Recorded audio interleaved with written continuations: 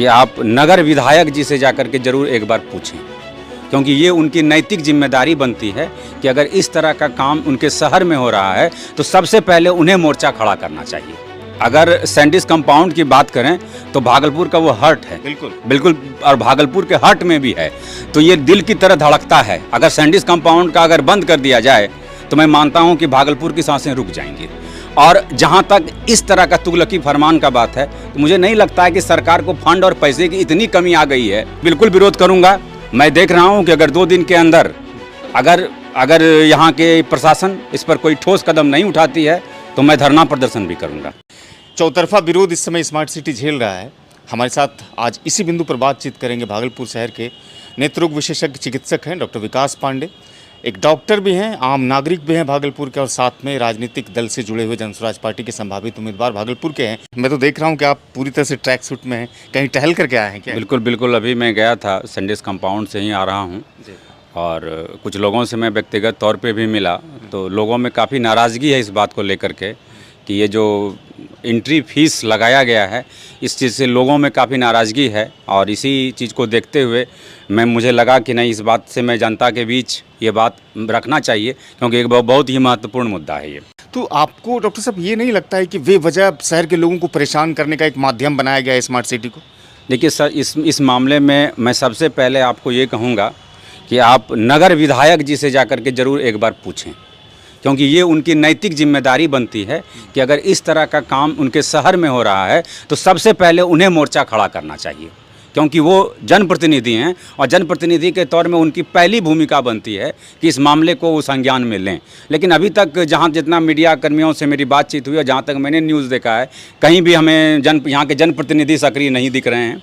सर्वप्रथम तो ये चीज़ होना चाहिए। मैं जनप्रतिनिधि यहाँ के अजीत शर्मा जी से अपील करूँगा कि आप इस मुद्दे पर को बोलें कम से कम, क्योंकि आप यहाँ के जनप्रतिनिधि हैं। चलिए, राजनीति से परे, चूँकि शहर का वो सबसे बड़ा कहा जाता है कि हार्ट सेंटर है और वहाँ पर लाखों लोग आते हैं अपने हेल्थ कॉन्शियस के लिए, इस तरह की चीज़ें अगर हो जाएगी तो शहर का लोग कितना ज़्यादा प्रभावित होगा। कई लोग वहाँ जाते हैं, जैसा मैंने कहा कि जवान लोग जाते हैं, वहाँ पर तैयारी करते हैं, क्रिकेट खिलाड़ी है, फुटबॉल खिलाड़ी है, कई कार्यक्रम होते हैं। सरकारी विभाग को तो फ़ायदा मिलेगा, लेकिन आम जनों को, जो आम नागरिक है, उसको तो नुकसान हो जाएगा। तो इससे आप ये समझ सकते हैं कि जो अभी की सरकार है वह कितना पब्लिक फ्रेंडली है।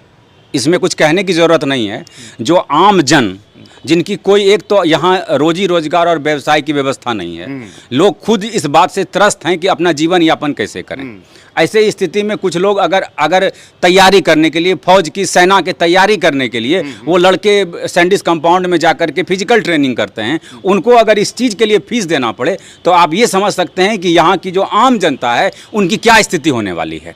अगर यदि वो फिजिकल ट्रेनिंग कम से कम मुफ्त के आप कुछ कर नहीं सकते हैं तो कम से कम एक जगह था जहां की लोग मुफ्त में आकर के स्वास्थ्य लाभ करते थे, युवा अपना फिजिकल ट्रेनिंग करते थे, ताकि फिजिकल ट्रेनिंग करके वो अपनी जो है सो फिजिकल कंडीशन कुछ ऐसा बना सकें ताकि सेना में या कहीं उसको जॉब पा सकें, अपना रोजी रोजगार प्राप्त कर सकें। तो एक तरफ से ये तो सरकार का तुगलकी फरमान है। डॉक्टर साहब, ये लगता है कि सैंडिस कंपाउंड के बगैर हम लोग रह पाएंगे?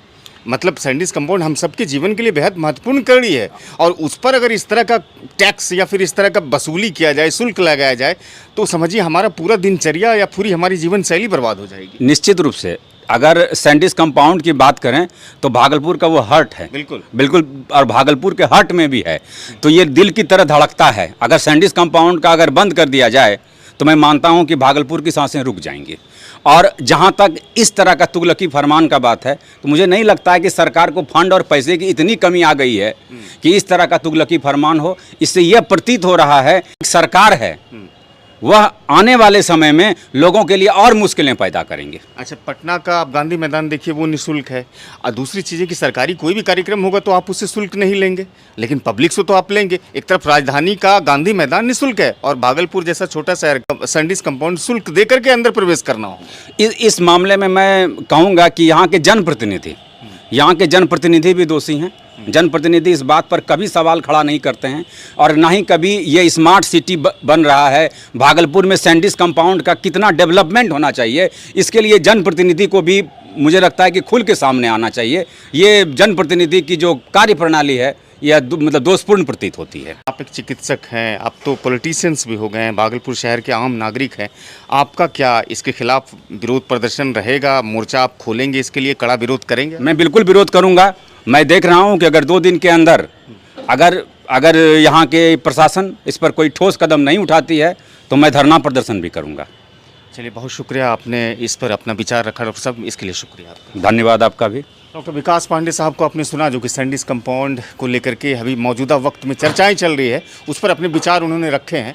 फिलहाल भागलपुर में सारे लोग एकजुट हो रहे हैं, सामाजिक कार्यकर्ता एकजुट हो रहे हैं और स्मार्ट सिटी को एक बड़ा विरोध झेलना इस वक्त पड़ रहा है। लेकिन इसकी जानकारी जिलाधिकारी डॉक्टर नवल किशोर चौधरी को भी मिली है और स्मार्ट सिटी की तरफ से भी मंथन किया जा रहा है। क्या अपडेट कुछ होता है, लगातार हम आपके बीच पहुंचाते रहेंगे। फिलहाल इस वीडियो को लोगों तक पहुंचाइएगा और साथ ही साथ हमारे चैनल को सब्सक्राइब कीजिएगा और फेसबुक पेज को फॉलो कीजिएगा, लाइक कीजिएगा।